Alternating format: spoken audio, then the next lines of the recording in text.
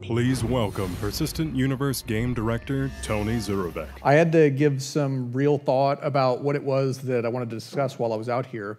In the end, rather than going into a lot of intricate detail about one particular feature and running the risk that a lot of you guys here might not find that one topic very interesting, I decided to go broad and touch on a number of different things, while at the same time going deep enough that hopefully you guys will hear some things that you haven't yet heard before.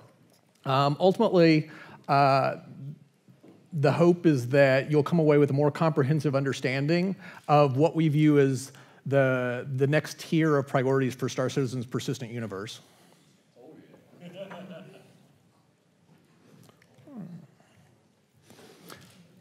So, as many of you have previously heard, our long-term objective is for a fully systemic world.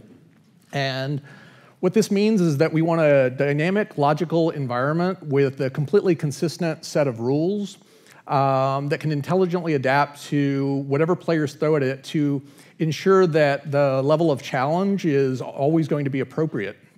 This is really important for a number of reasons, and one of the biggest ones is that we want to give players total freedom. So this causes a lot of problems for a game designer, though, because it means that we can't really assume anything, and at times certain elements of the game can become extremely unbalanced.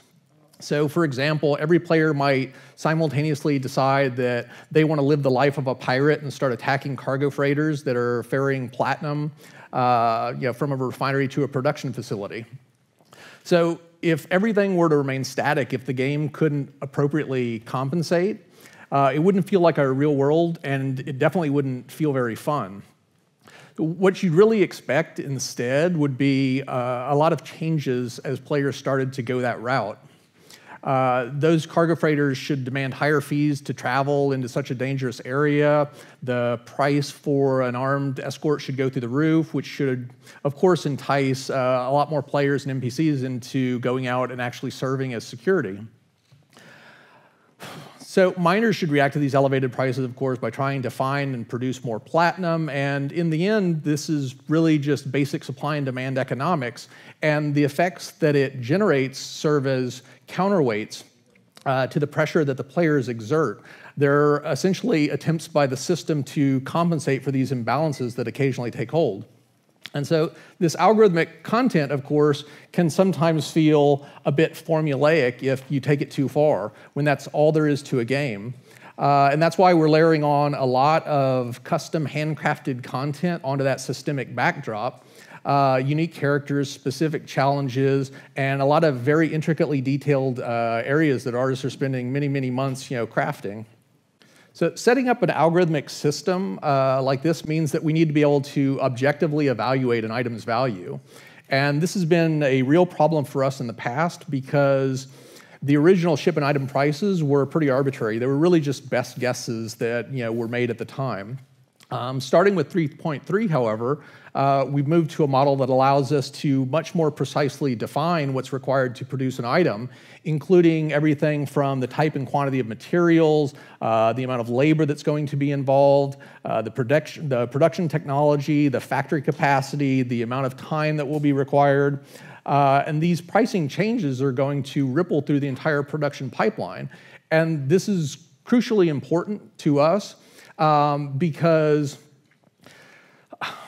the price of one item, basically this is a really important step forward because it gives us clarity with regards to how dozens of other variables within the system need to react, and thus it enables some of the much more complicated equations that we need to enact to accomplish this to be realized. Here we have a chart that I had Jake Mealy, one of our Austin designers, create right in the last few days before this, and what it essentially illustrates is a price breakdown of the freelancer ship. And this is a work in progress, and the values will inevitably evolve, but it should give you a pretty good sense of how we're measuring and evaluating these things. So looking at this, you can see, for example, that the relative percentage of the freelancer's price that's caused by the shield generator in blue towards the bottom, that's not arbitrary. The size and strength of that shield generator were determined by the same equations that would be used to calculate shield generators used in other ships. And it's that consistency, that objectivity, that's really important to us.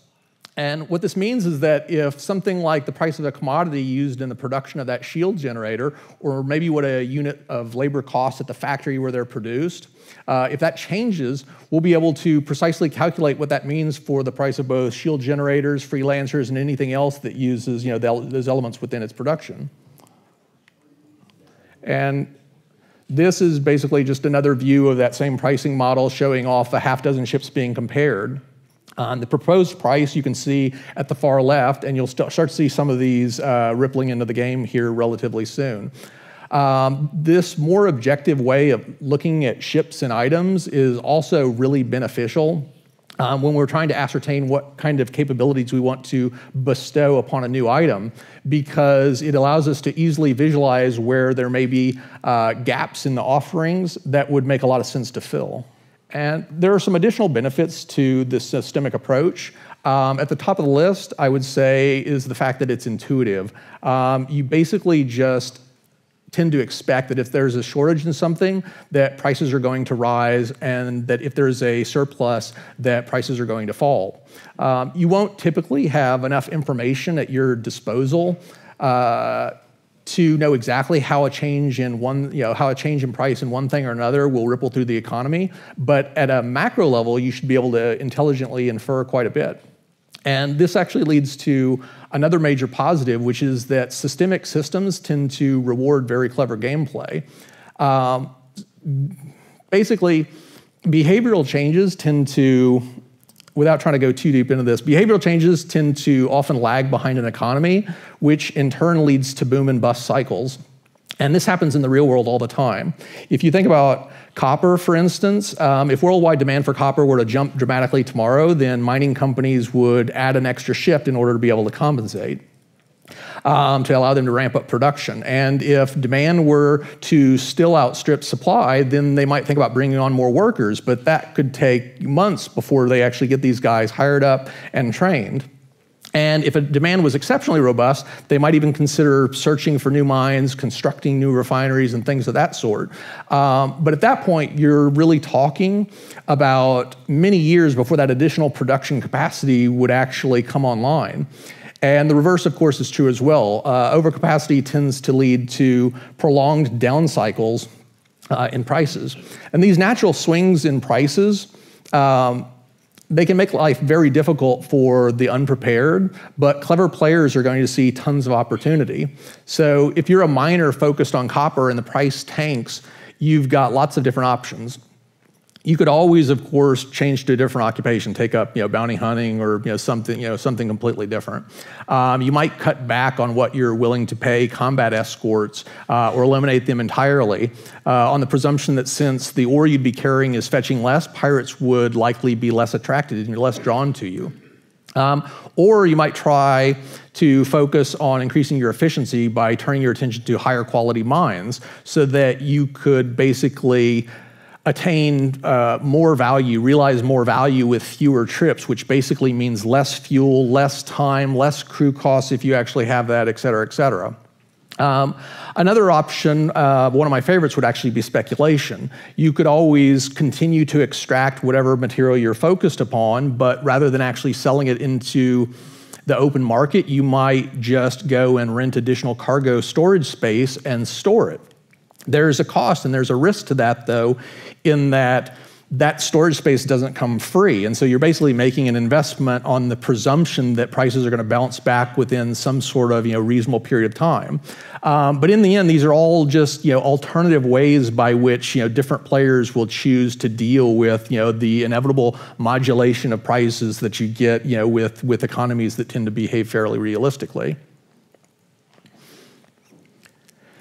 Now, on occasion, I'll make reference to a variety of different types of NPCs, 4 specific types in particular, and so I thought that it might make a little bit of sense for now and in the future to basically give you guys a little bit of background on what I'm talking about when I refer to these. Simulated NPCs are really at the heart of the background economy. They're extremely simple entities that are endowed with just very basic personality traits that help to dictate their behavior. They're never going to be directly seen, and their purpose is to allow the economy to intelligently flow and react to the different imbalances that it's going to see. They'll directly fuel things like factory labor and help to determine what missions are available, where and for what price. They'll also dictate the actual number of NPCs that you'll see at a given landing zone and their occupations.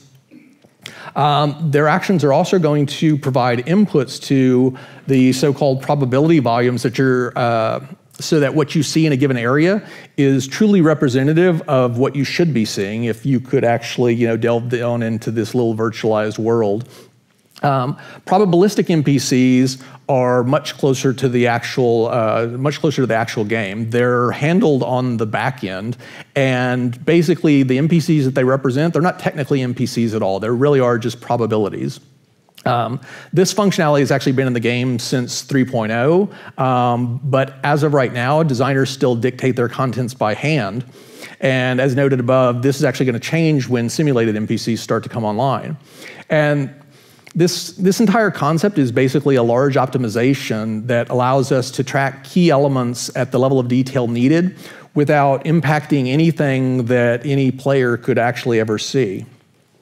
Virtual NPCs, which I'll sometimes refer to as spoofed, these are actually going to come online next year, and they're particularly interesting for a number of different reasons. I'm going to go into more detail about these a little bit later in the presentation, and so we'll come back to that. The last type of NPC, of course, are real NPCs that you actually see within the game. These are the non-player characters that, for all practical purposes, could just as easily be another player. They're fully simulated, they're quite expensive, and it's for this reason that all of these other types of NPCs actually exist. It would be exorbitantly expensive, computationally expensive, which ultimately to you guys means that you'd see, frame rates take a hit. We'd have, much higher server costs if we were actually trying to do this. If we were actually trying to simulate everything in completely realistic fashion. And again, as I'll get to in a little bit, there are actually some negatives that even if we were going about doing things to that level of detail and really were willing to, try to, fully emulate, every single entity, there are actually some significant negatives to that. So another thing that I wanted to touch on is the dynamic mission system. And this is actually one of the more important pieces of gameplay tech that's going to debut next year. But before I get into that, it would make sense to talk a bit about where we currently stand and some of the limitations that we currently face.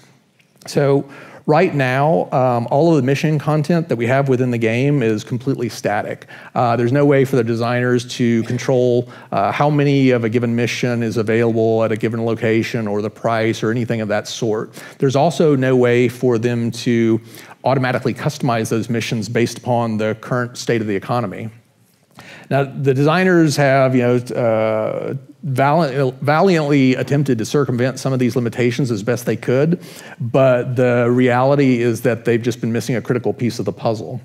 And so the dynamic mission system is intended to change all of that, to provide a direct link to the economy so that things can be algorithmically customized as appropriate without requiring any sort of special effort on the part of the designer.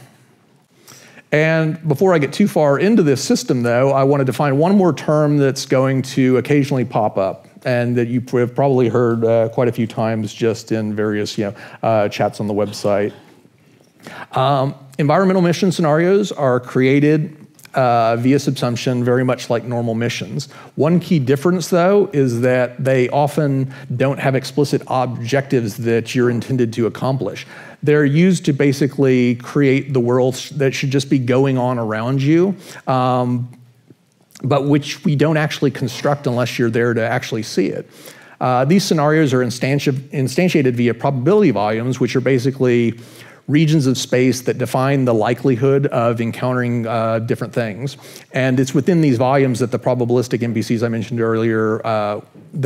earlier exist, if you really want to, if you really want to call it that. So As a player makes their way through a probability volume, it queries a library of mission content to determine what the player should see, and then it actually creates it. And so for the quantum mechanically inclined amongst you, this is basically like you're flying around the universe, collapsing the wave function wherever you go. That's where the probabilities basically, coalesce into reality, and you can actually see it. That's where we take things, out of, the land of probabilities, which we do because it's so much more efficient, like I was saying earlier. And at that point, we actually create real NPCs on a real server, which you can interact with.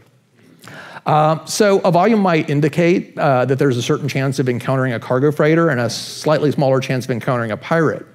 So as you fly around that area, then you'll occasionally see a cargo freighter and a bit less frequently a pirate. And I mentioned earlier that there were some significant negatives, even if we were to try to simulate everything at a complete level.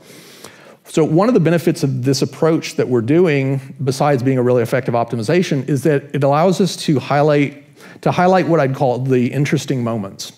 If you think about how large space is and how infrequently you actually run into things, the odds that you'd ever run into a cargo freighter right as a pirate was closing on them, or just as the pirate had disabled them and had docked to their ship and was just about to begin a breaching operation, the odds of you coming upon that at that particular moment would be infinitesimally small. But it's actually those moments that are sometimes, the most interesting from a gameplay perspective. And so what we get with this system, besides all the optimization, is really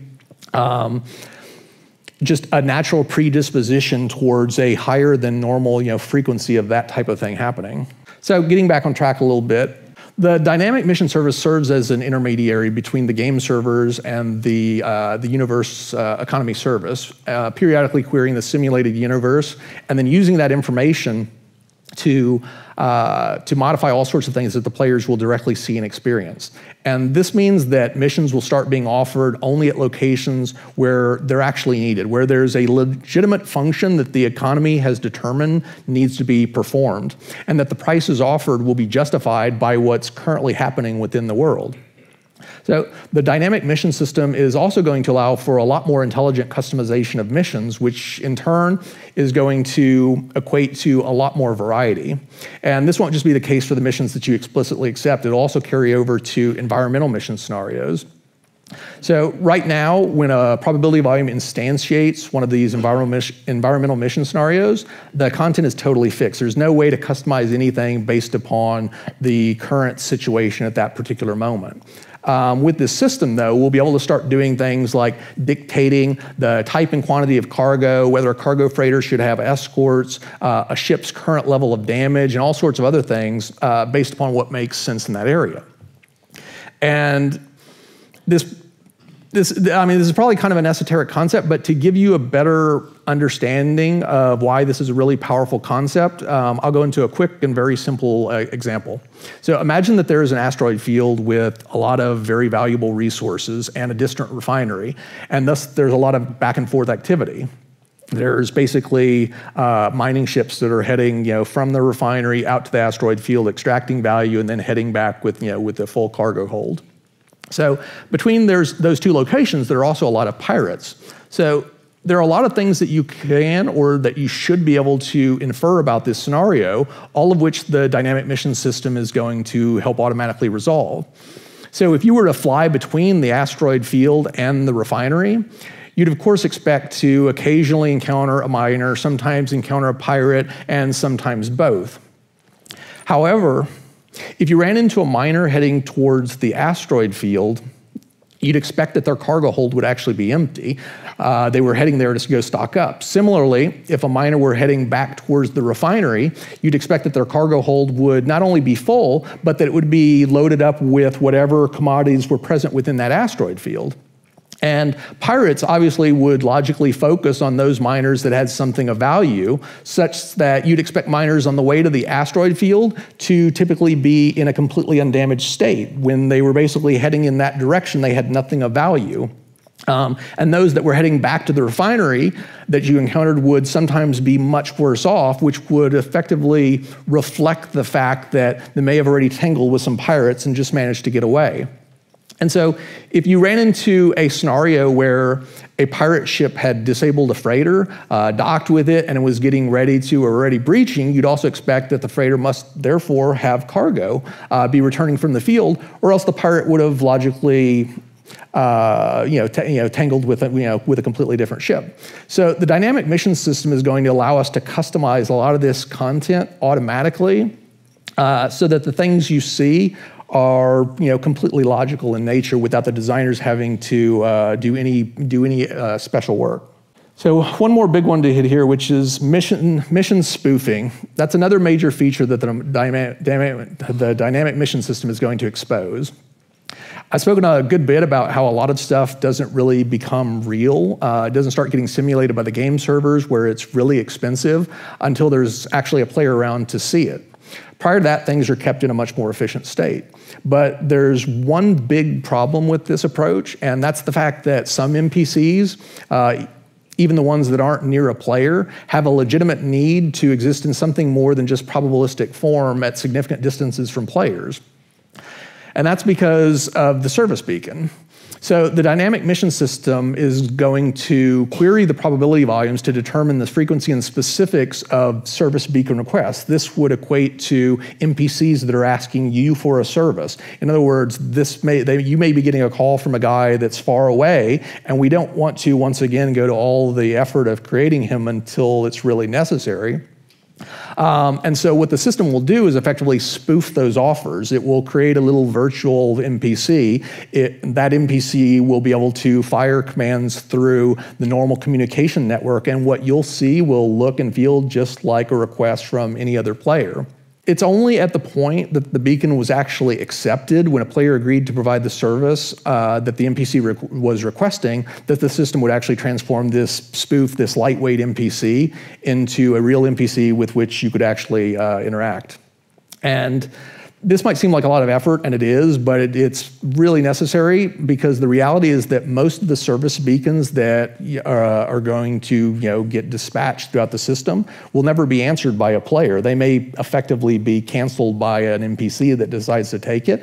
And so what we don't want to have is for every player to have 10 service beacons getting fired off and be creating all of creating all those characters, creating all of those ships, executing all that logic when there's no one around to actually see it.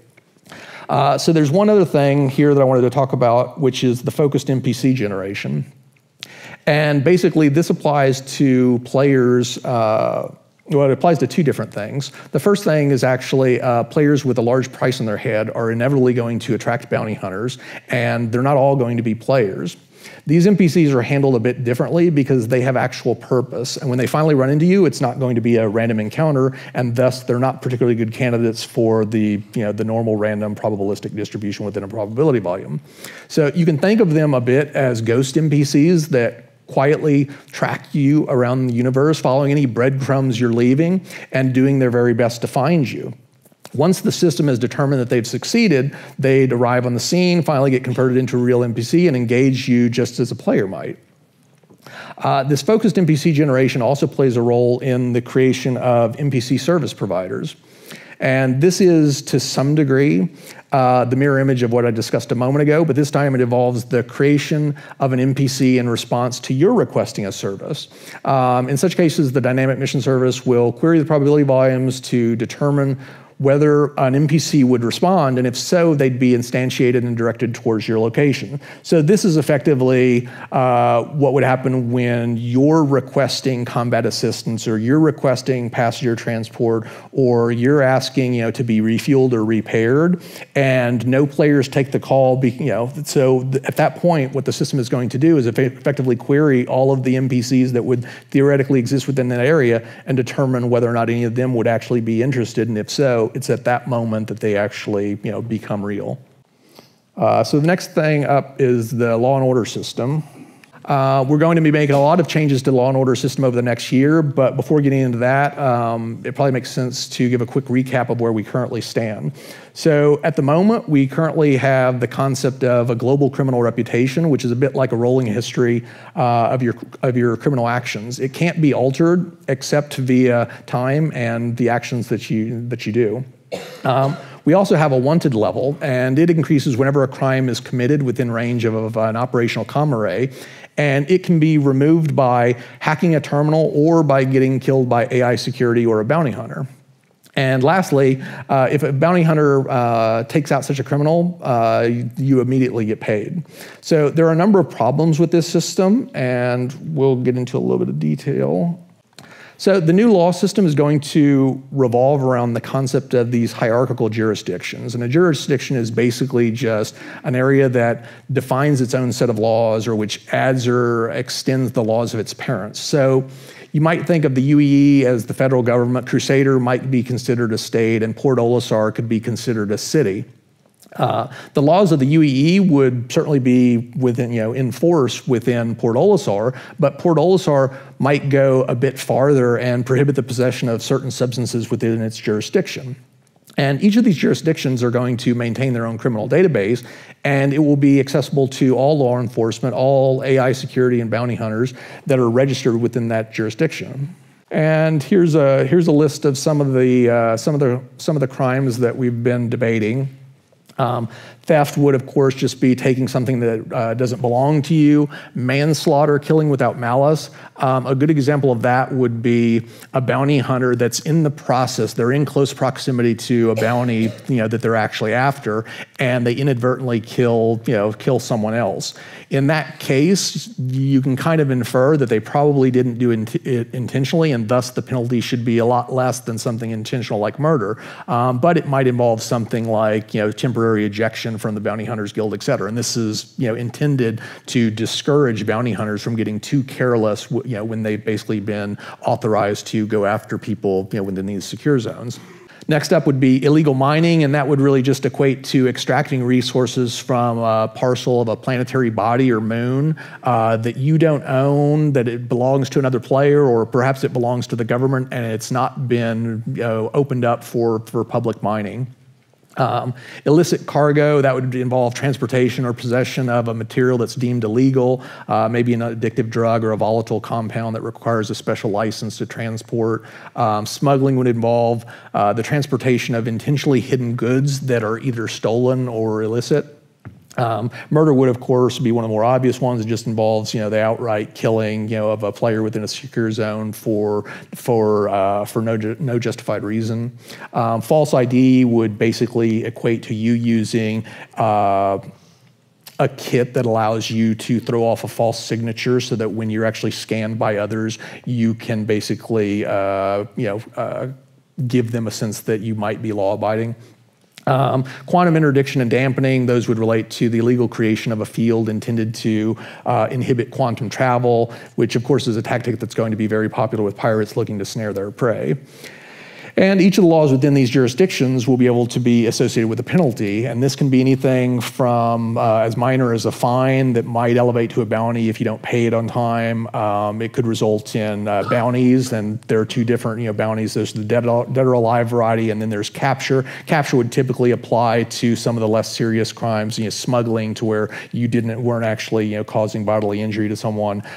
Prison duration, how much time you're actually going to serve as a result of this. Banishment, you could be restricted from going into a particular city or zone for some period of time.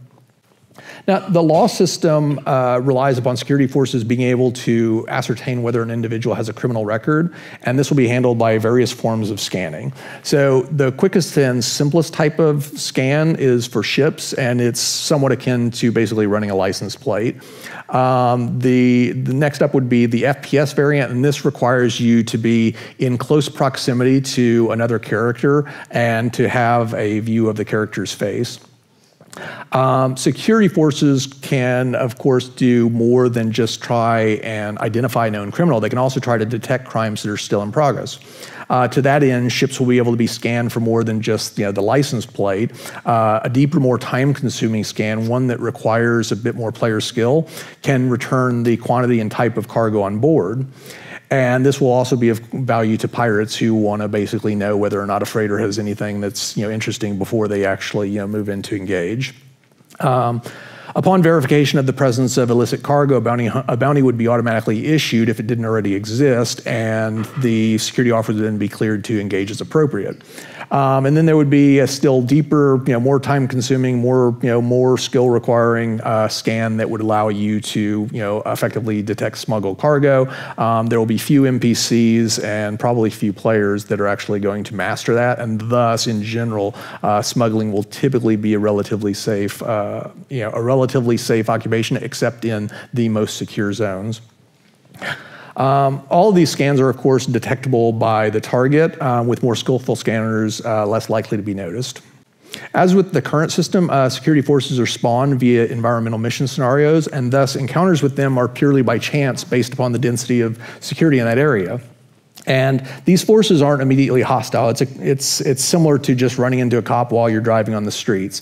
So unless you actually get scanned, they don't really know your identity. Once security has verified that you're a known criminal, then everything changes. You get a pursuit rating, and all of a sudden, security is not summoned to that area merely, incidentally as a result of the probability volume. Now it actually directs additional security traffic towards you. And so the way to basically get them off your tail is to evade them for a significant period of time, at which point your pursuit rating will gradually go down and the density of directed NPCs will basically gradually dissipate.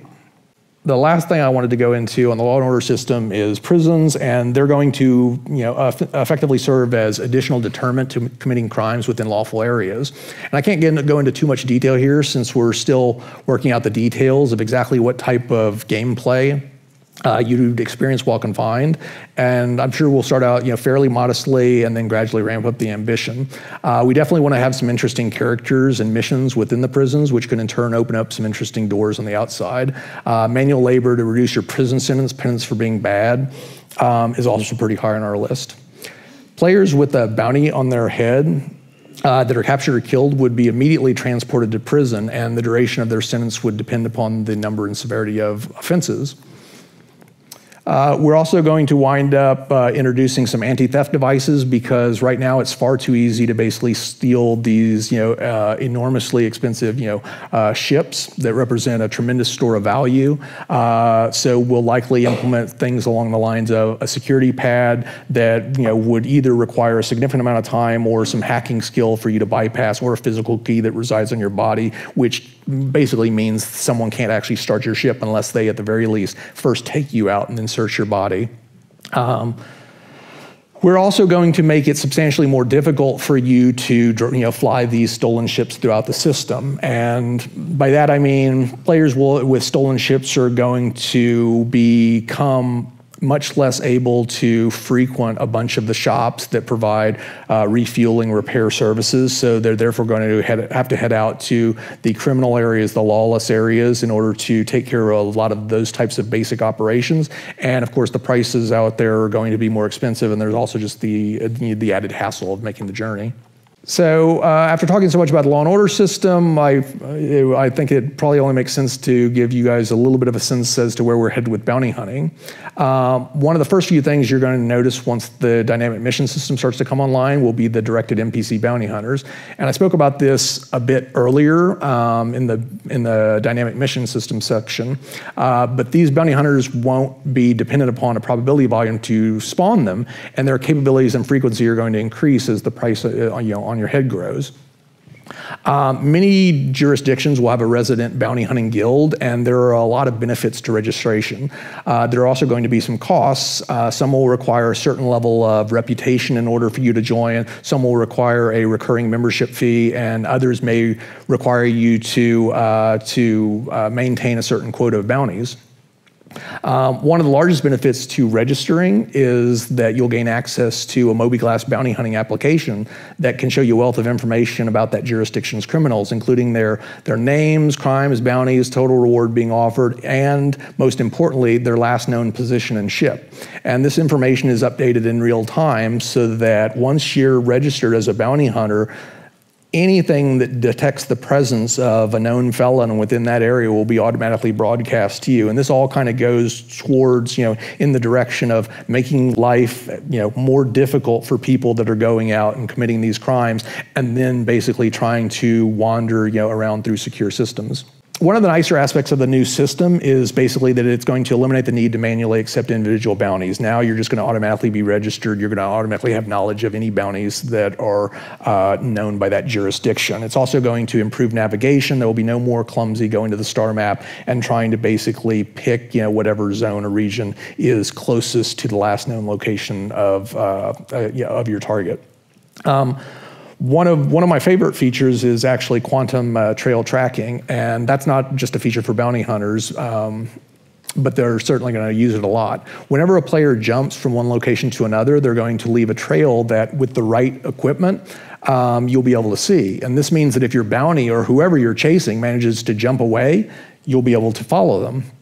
So the quality of the bounty, the quality of the tracking equipment and the size of the ship is going to dictate how long this trail can be detected. So you'll need to be fairly close on the heels of your prey if you want to have a chance at actually following. Another change that will involve what we're calling virtuals, again, spoofed NPC bounties.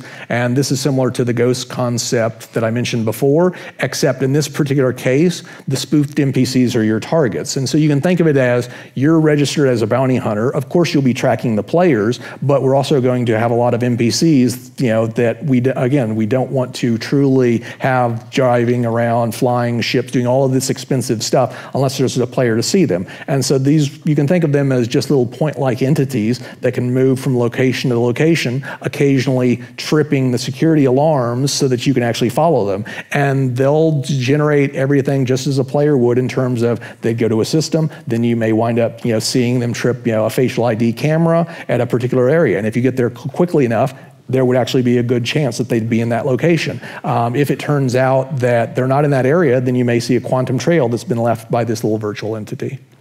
And so effectively, it's going to allow you to start truly hunting people. Right now, as soon as you kill someone with a bounty on your head, you get paid. This is going to change so that payment is withheld until you've delivered proof of death to the appropriate security office. Capture bounties are going to work similarly, but with one key difference. If an NPC is disabled, they'll simply surrender and follow you, with the idea being that you'd take them to the designated prison, at which point you'd be paid. It's slightly different for a player because it wouldn't be very fun if another player captured you to basically sit on their ship for who knows how long, and there's no guarantee that they'd take you straight to the prison. So if you actually wind up submitting another player, at that moment, they're simply teleported to prison. You wind up getting a proxy NPC to fill their place. That proxy NPC will behave just like a normal NPC that you captured, and you march them back to go collect your money. Bounty hunters won't, of course, be simply confined to space. There will be FPS bounty hunters, both players and NPCs wandering around the cities. And so every time, if you're actually moving through a city, you've got a price on your head, and people start, coming up to you and basically, focusing on you a little bit too long. It may be a sign that they're actually running your ID, and they may be authorized to engage you as soon as they get verification.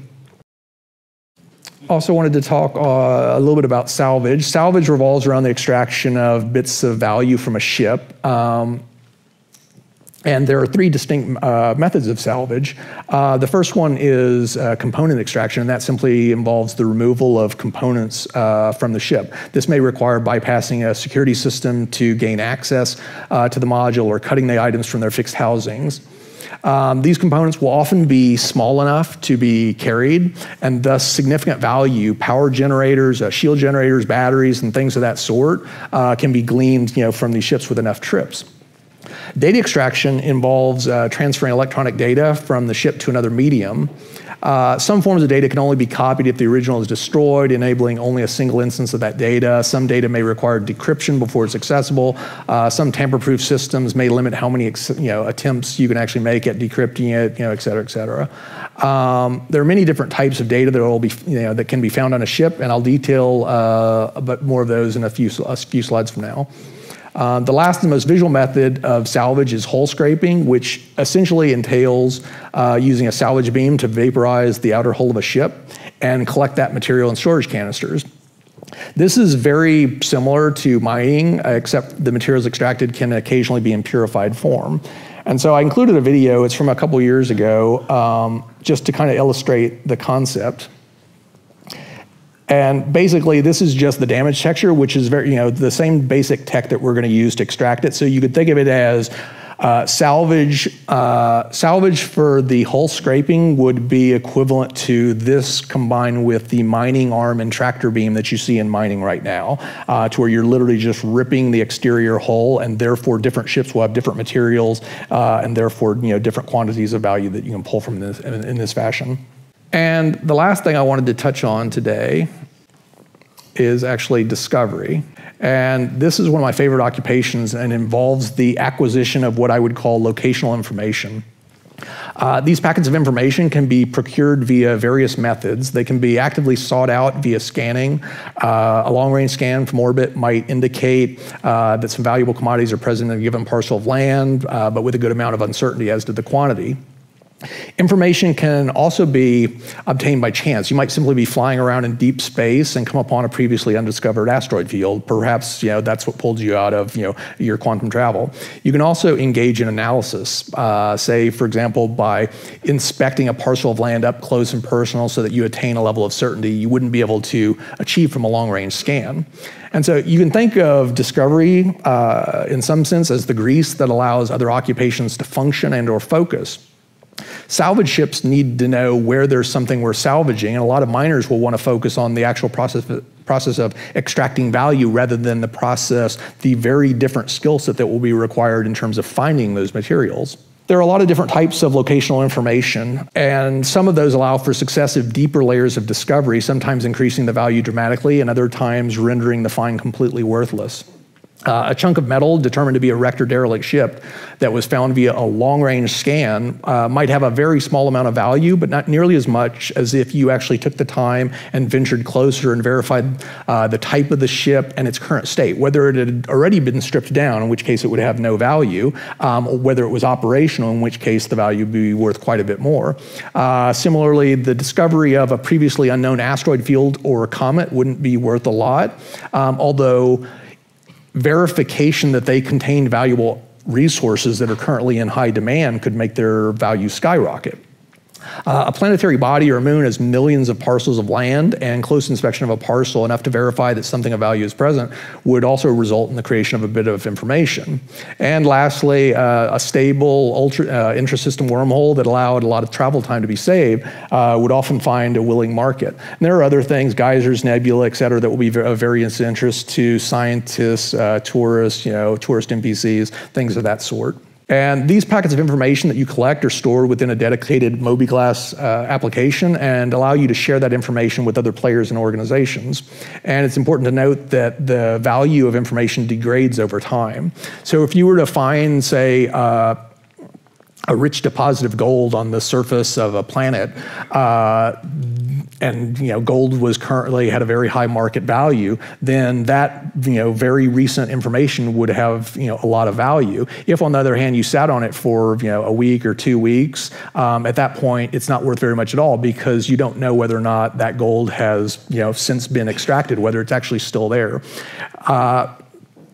So you can periodically go back and refresh your knowledge, travel to a location to verify that no one actually found that remote location in the mountains where you'd found that gold, and thus your find is intact. At that point, it's now current information again, and its value would once again reflect that. So information can be sold to info brokers, which is one of the primary ways by which players that engage in discovery will actually make money. They'll buy and sell based upon the current market value, which will be, again, dictated by supply and demand. So if the price of aluminum is in the tank, you wouldn't be able to make much selling the location of a ship that had a lot of aluminum on its hull. And so information in this sense is very much a commodity, and its value is going to ebb and flow with, with other things in the economy. And once an info broker has actually purchased this information, it's going to be freely available for other players and NPCs to bid on like they would with, with any other asset. So that's basically it. I'm sorry it went a little bit long.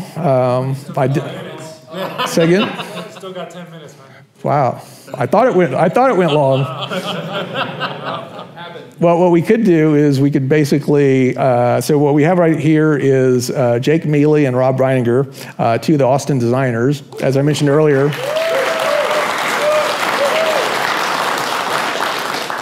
Mealy is practically single-handedly responsible for all of the vast changes and the much more efficient, algorithmic content that's being layered onto the pricing models that we're utilizing. And so these guys could answer any questions in any level of detail that you may have in that area. Yeah, that's called payback. The ultimate parry. So if we do have a few minutes,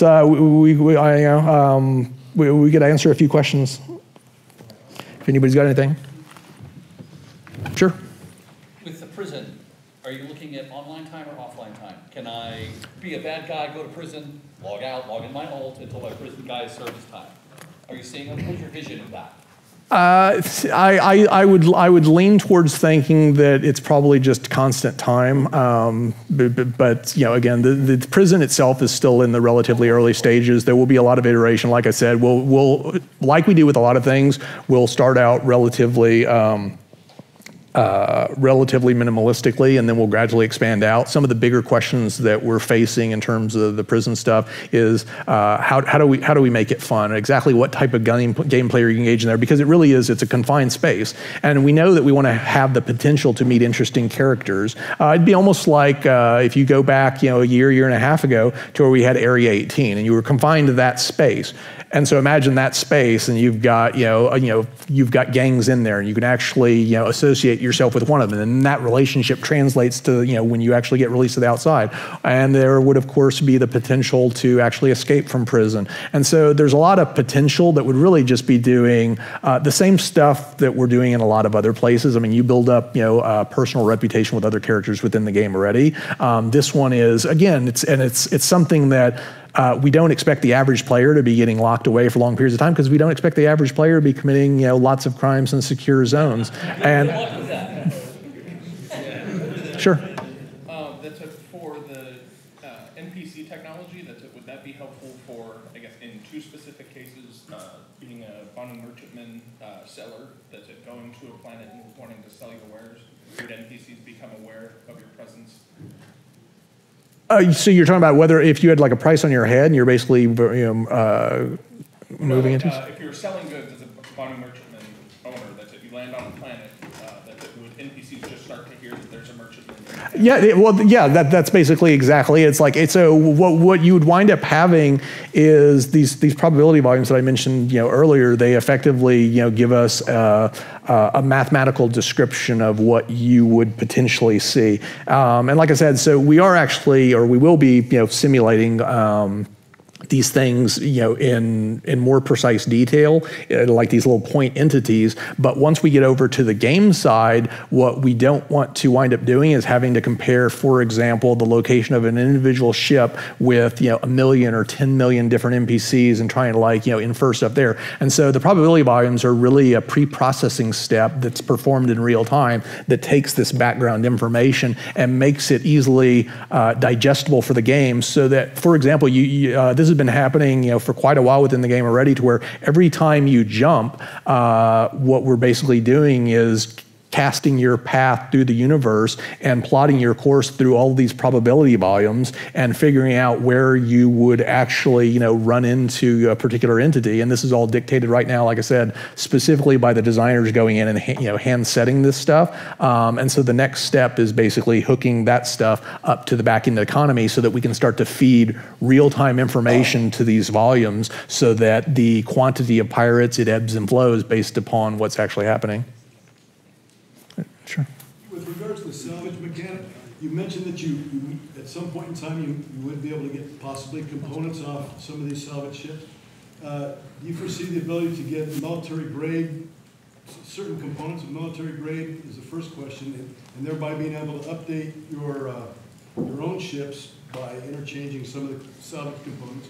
And then will there also be the opportunity, and you kind of touched on it, but will there be the opportunity to salvage nearly fully operational ships that are, through some? Yeah, well, the opposite of salvage, of course, is repair, and so it's very possible you disable another player, you take out their engines, you take out the crew. Well, now you need to repair the engines before you can go on your way. Or you find a derelict ship, and you basically perform enough repairs. You repair its hull, you basically replace its batteries, you give it a new power module, et cetera, and now it actually becomes operational again. And one of the reasons I should just point out, one of the reasons why component extraction is so high on the list is because it allows us to let players extract a significant amount of value before we actually have to deal with the complicated issues. Like, imagine you have an Idris and you've got these big, enormous, batteries, and you want to actually extract that entire thing. Well, that just becomes, a user interface and logistical nightmare. Whereas components, these nice little, small, easily, carryable things,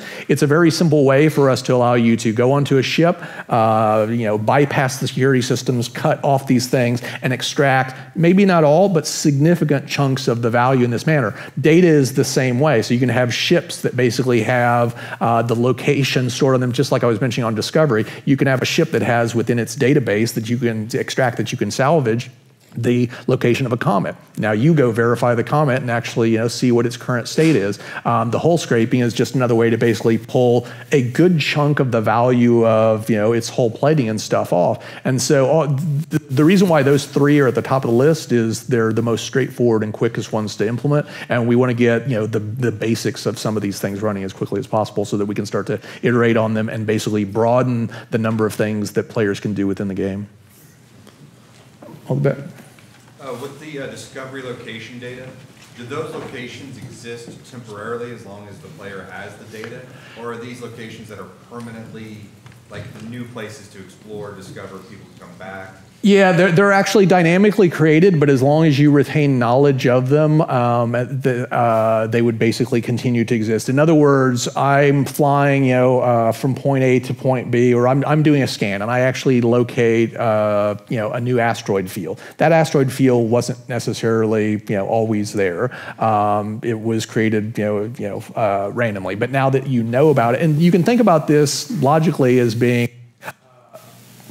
these things wouldn't be static in the real world, right? These things are moving. So once you find it, well, I know where it's at as long as I keep pretty close, tabs on it. But if I ever just forget about it entirely, you know what? There's asteroids coming and going through the solar system, moving around, all the time. It's like there's no certainty that you're ever really going to be able to find it. Plus, there's always the question mark of, did another NPC, or player find it that you don't know about? Basically, mine it into nothingness. And so there are a lot of reasons why this thing may eventually not be there. But as long as you retain knowledge, as long as you go back and periodically refresh it, then you can keep it, in perpetuity. Thank you. Tony, Chris mentioned it a little bit in the opening statement about survival play. I know we've talked about this a lot over the years, but what's the current state of thought in that? Say you get shot down and no comm equipment on a moon or a planet, Well, that actually plays right into that dynamic mission system and the probability volumes that I was mentioning before, to where, in essence, what you'd wind up doing, you get shot down over a moon, and what you do right now is you basically fire up your service beacon and you basically set it to 100 credits, and basically you ask somebody for help.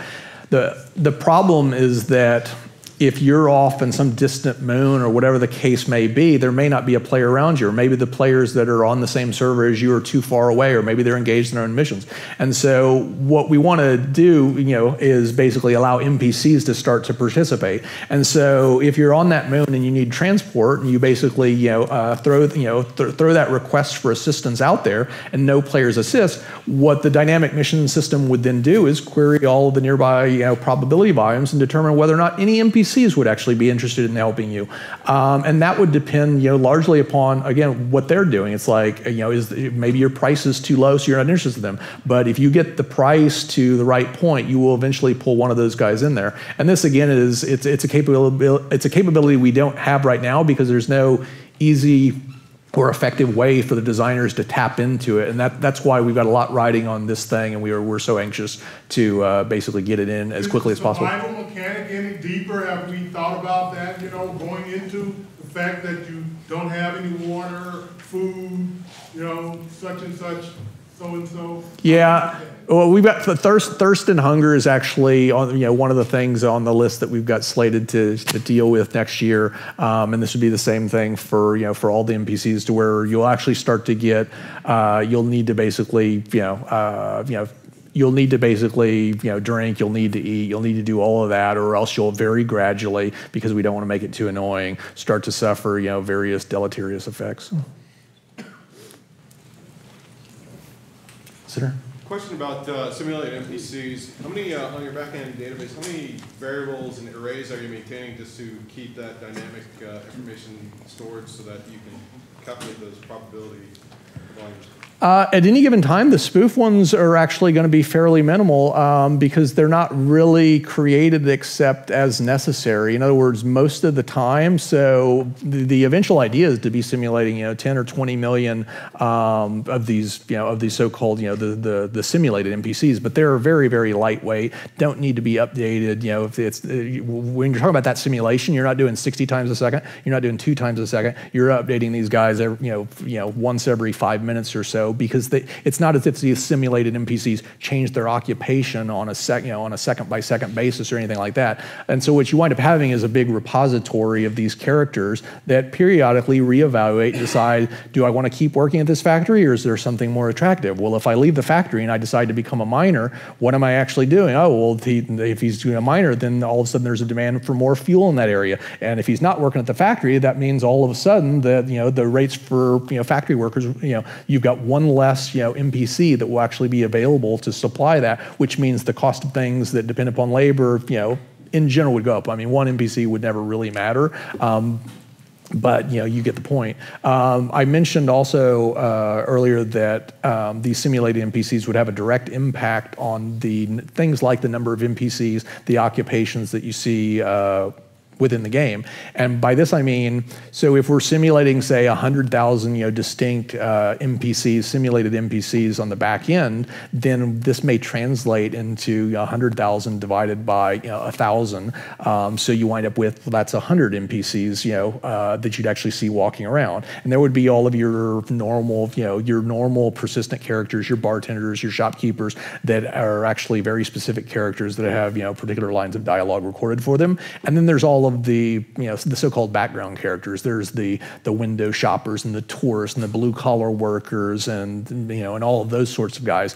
The vagrants, the criminal elements, etc. That we can basically create at will to basically fill up the populace. And the other interesting thing is we can kind of bend that however we see fit, so that if, for example, you've got a mining colony, and therefore there's a lot of blue-collar workers, and there's not much in the way of advanced, production capabilities or anything like that.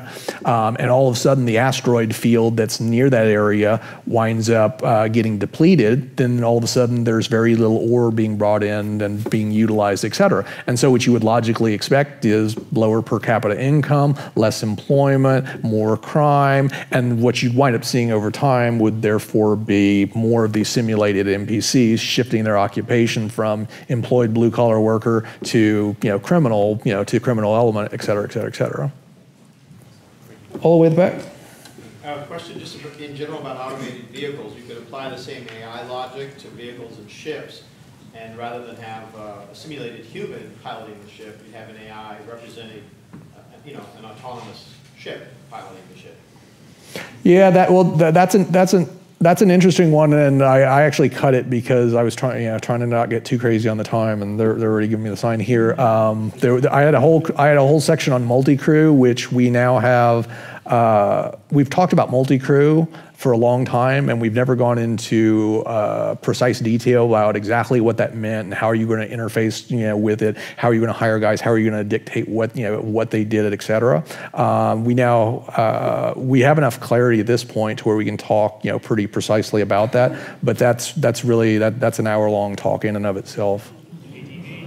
And what you mentioned there is one of the optimizations, just to end on, is if you have a crew and you think about, imagine you've got an Idris and it's got 100 characters on it. It's exceedingly inefficient if you've got engineers down in the, if you've got, engineers that you've hired down in the engineering section and there's no other players down there to actually see them. You don't really want them to be pathfinding, animating, doing all of this very computationally expensive stuff. It's incredibly wasteful. And then you think about, well, you can have lots of players with lots of ships, with lots of extra crew. And so everywhere, we're always thinking about ways that we can give you the illusion that it's doing more than what it is, or where we're looking for ways to optimize so that we're getting all of the beneficial end effects, maybe in some cases even more, like I mentioned earlier, without, with all of the rampant waste that would come from just blindly